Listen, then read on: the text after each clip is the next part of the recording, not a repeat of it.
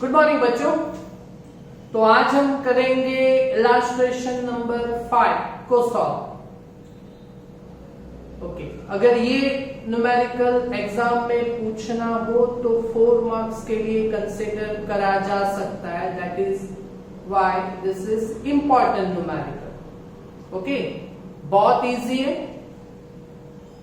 सिर्फ बराबर question numerical को समझो, है ना। फिर एक बार नहीं, 2 बार नहीं, 3 बार, जितनी बार देखना हो देखो, बट जब भी अपने आप से आए, है ना, प्लीज अपने आप से सॉल्व कीजिए। ओके, लॉजिक न्यूमेरिकल है, not magical, logical numerical. Okay fine. तो illustration number 5 for 4 marks.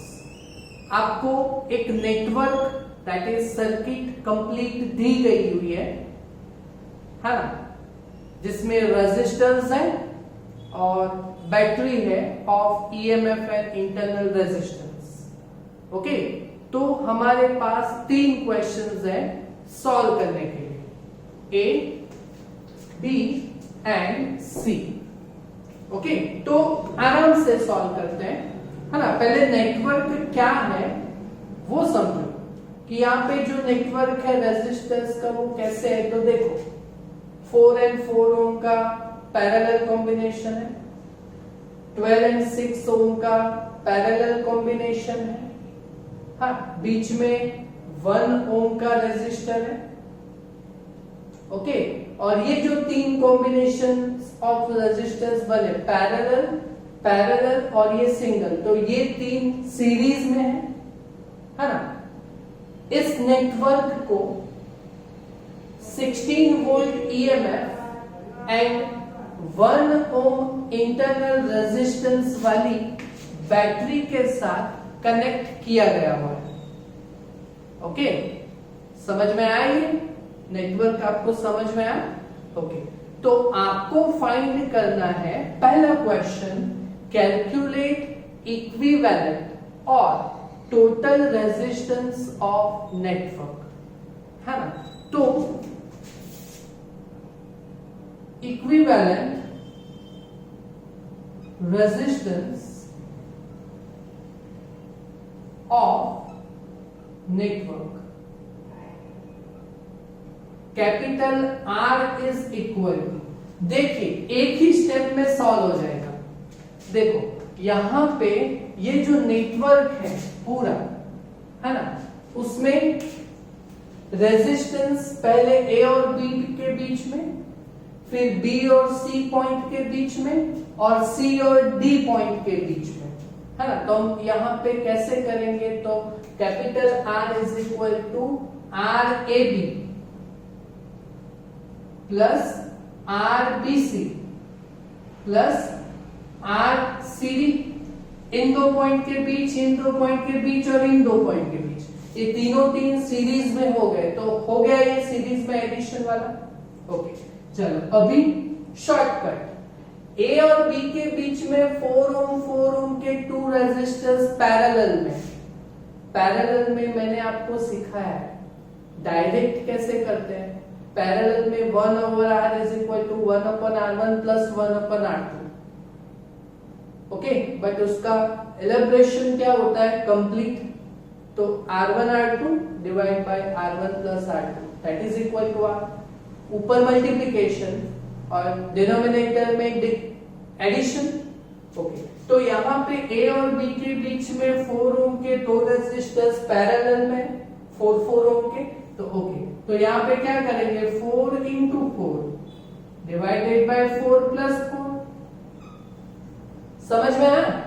Plus B और सी के बीच में तो 1 ओम का रेजिस्टर है, तो दैट इज प्लस 1, प्लस सी और डी के बीच में ऐसे ही पैरेलल है 12 और 6, तो यहाँ पे क्या करेंगे, 12 into 6 डिवाइडेड बाय 12 प्लस 6।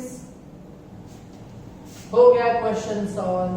अभी ये कितना आएगा, 4 4 16, 16 by that will be 2 plus 1 plus 12 6 72 divided by 12 plus 6, 18. 72 divided by 18. 18 fours are 72. So answer will be 4. Okay, so equivalent resistance of network का आंसर कितना आएगा? तो capital R is equal to 4 plus 2 6 plus 1 it will be 7 4.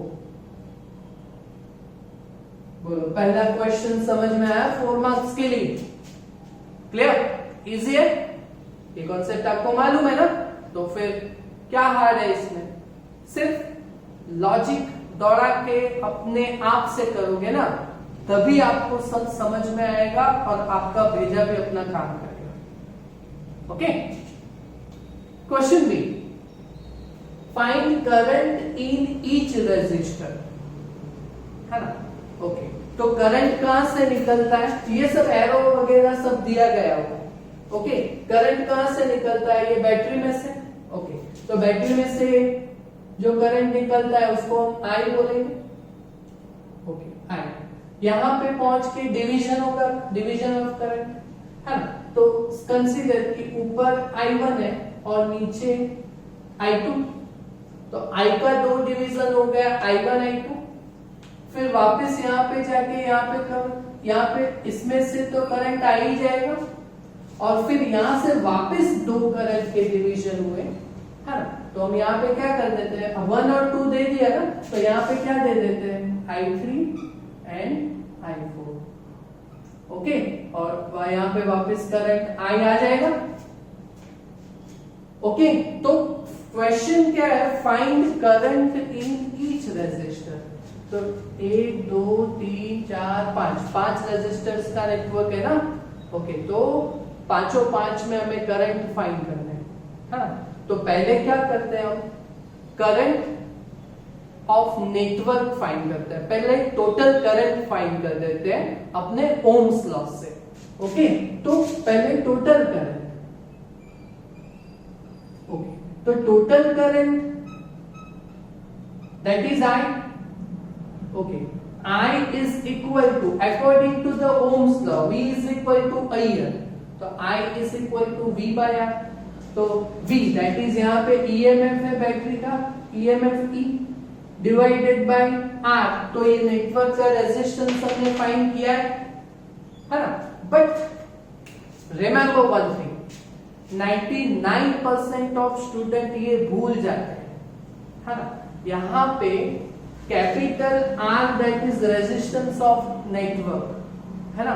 But साथ में एक internal resistance भी है ना बैटरी का. कितना है? स्मॉल r दैट इज 1 ओम, है ना? तो इट इज वाई हम यहाँ पे क्या करेंगे? I is equal to E by R, but capital R plus small r को भी कंसीडर करना पड़ेगा. ओके, चलो अभी EMF कितना है हमारे पास बैटरी का? 16 divided by 7 plus 1.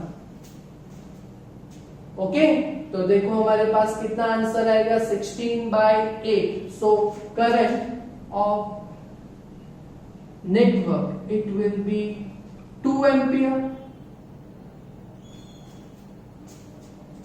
Clear? Current of network हमारा फाइंड हो गया, है ना? चलो अभी सभी में से हम करंट कितना पास हो रहा है वो फाइंड करना है. सब रेजिस्टर्स में से कितना करंट पास हो रहा है वो फाइंड करना है. तो वो कैसे करेंगे? तो देखो, है ना, सिंपल लॉजिक है. यहां पे I दैट इज 2 एम्पियर है ना? ओके, और यहां पे करंट का डिवीजन है, तो दोनों रेजिस्टेंस पैरेलल में सेम वैल्यू के, तो करंट का सेम डिवीजन होगा. सेम डिवीजन होगा तो यहाँ पे I का वैल्यू 2 एम्पियर है, तो इक्वल डिस्ट्रीब्यूशन. सो इसमें से 1 एम्पियर जाएगा और इसमें से 1 एम्पियर जाएगा. सो I1 और I2 का आंसर 1 एम्पियर आएगा, है ना? But that is verbal only. हमें तो यहाँ पे न्यूमेरिकल तो ये सॉल्व करके दिखाना है ना? तो कैसे करेंगे? तो ये दोनों जो है वो पैरेलल कॉम्बिनेशन में, पैरेलल कॉम्बिनेशन में करंट का डिस्ट्रीब्यूशन होता है बट वोल्टेज सेम रहता है। समझ में आ रहा है? देखो ये कैसे सॉल्व करें, ये सॉल्व हो जाएगा तो ये भी ऐसा ही है ना, और इसमें तो करंट क्या फाइंड करना है, आई फाइंड तो कर दिया है ना। तो ओके, तो 1 2 and 3 and 4 ही तो फाइंड करना है हमें, है ना। तो कैसे करेंगे, तो here I1 plus I2 that is equal to I, that is I1 plus I2 that is equal to 2। Okay, तो इसको बोलेंगे हम equation number 1। I1 plus I2 that is equal to I, है ना। तो I का वैल्यू तो हमने फाइंड कर दिया है 2, so I1 plus I2 is 2। अच्छा, अभी ये दोनों पैरेलल में है ना, तो वोल्टेज ड्रॉप सेम रहता है। So here 2 resistors of 4 ohm are parallel, so voltage drop will be same इन दोनों रेजिस्टर पे वोल्टेज ड्रॉप तो सेम रहेगा। सो इन दोनों रेजिस्टर्स के 2 एंड्स के बीच पोटेंशियल तो सेम रहेगा ना। ओके, तो पोटेंशियल बोलो, potential V is equal to IL। तो इन दोनों के एंड के बीच, ये रेजिस्टर्स के 2 एंड के बीच potential V is equal to IL। So I1 into 4 similarly is equal to, यहां पे 4 ओम के 2 रेजिस्टेंस के बीच वोल्टेज I2 into 4। ओके, तो that is I1 is equal to I2 आया, तो इसको बोल देते हैं हम इक्वेशन नंबर 2। ओके, तो ये दो इक्वेशन हो गए। अभी I1 एंड I2 सेम है, तो इक्वेशन 1 और 2 को यूज करेंगे, है ना। तो यूजिंग 1 एंड 2, ओके, तो I1 plus I2 is equal to 2 है, तो I1 प्लस I2, तो that is I1 plus I2, तो I1 plus I1 that is equal to 2। Okay, तो 2I1 इज इक्वल टू 2, तो I1 का आंसर कितना आएगा, 2/2 दैट इज 1 एम्पियर। क्लियर? वैसे and I2 also will be 1 ampere. बोलो समझ में आया? ये इन दोनों रेजिस्टर में हो गया, है ना। अभी ये रेजिस्टर में करंट आई, है ना, तो current in 1 ohm resistor that is I is equal to 2 ampere. चलो, ये I1 I2 I हो गया। अभी सिमिलरली ऐसे इसमें किया तो ऐसे इसमें भी हो जाएगा, है ना। चलो नाउ अभी देखो, इसमें I3 और I4 का करंट का डिवीजन दिखा है। Okay, and now I3 plus I4 that is equal to 2, है ना। इसको बोलेंगे हम equation number 3। Clear? Clear? Okay, चलो फिर 12 ohm and 6 ohms are parallel to each other, so potential will be same. Getting it or not? Then now here 12 ohm and 6 ohm are parallel to each other,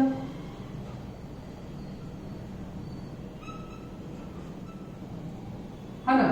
So voltage drop will be same. इन दोनों के बीच भी voltage का drop same रहेगा। Okay, तो कैसे करेंगे हम? तो voltage across this two ends of resistor 12 ohm, so 12 into I3 is equal to 6 into I4, that is I4 वापस आइए, I3 into 12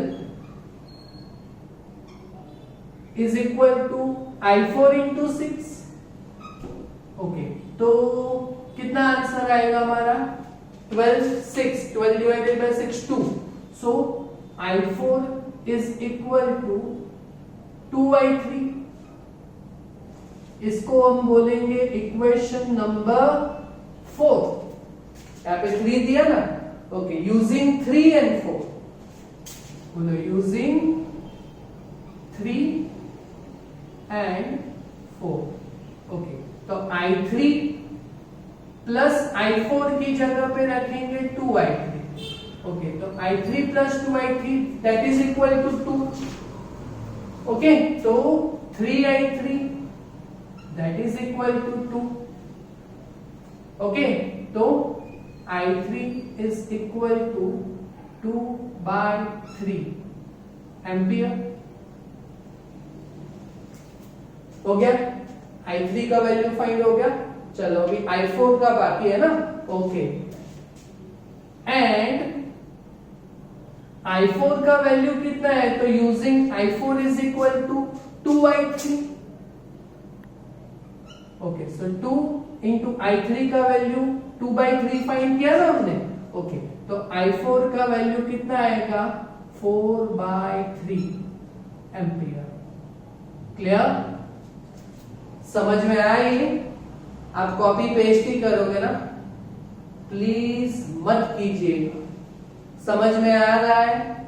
जैसे ये सॉल्व किया वैसे ये सॉल्व किया, तो current in each resistor find हो गया। क्लियर? इसमें एक ये है, इसको थोड़ा बराबर देखिएगा। ये जो टोटल करंट फाइंड किया है वो ओम्स लॉ से I is equal to E by resistance. तो ये कंप्लीट रेजिस्टेंस कैपिटल R के साथ ये स्मॉल r भी लेना है, बैटरी का इंटरनल रेजिस्टेंस। क्लियर हो गया? चलो अभी voltage drop across VAB, VBC and VCD, वो तो ओम्स लॉ से आराम से हो जाएगा। चलो वोल्टेज ड्रॉप अक्रॉस VAB, चलो तो VAB इज इक्वल टू, इन दोनों के बीच पोटेंशियल कितना होगा? तो VAB is equal to I, current, total current I है, I इनटू R, तो रेजिस्टेंस A और B के बीच में, दैट इज RAB, और RAB का आपने यहाँ पे देखो फाइंड किया है ना, कर दिया है ना, फिर डायरेक्ट वैल्यू रख सकते हो। ओके, बस नहीं रखनी हो तो 2, करंट की वैल्यू कितनी है? I की वैल्यू 2, और RAB that is 4 into 4 divide by 4 plus 4। Okay, तो 2 into 2, तो it will B 4 volt, that is VAB। Clear? वैसे ही VBC फाइंड करना हो तो B और C के बीच में तो 1 ओम का रेजिस्टर है। ओके, तो voltage drop across VBC, so I into RBC। Okay, तो I 2 एम्पियर इंटू B और C के बीच के रेजिस्टेंस 1 ओम। ओके, सो VBC का वैल्यू कितना आएगा? That will be 2 volt. Clear?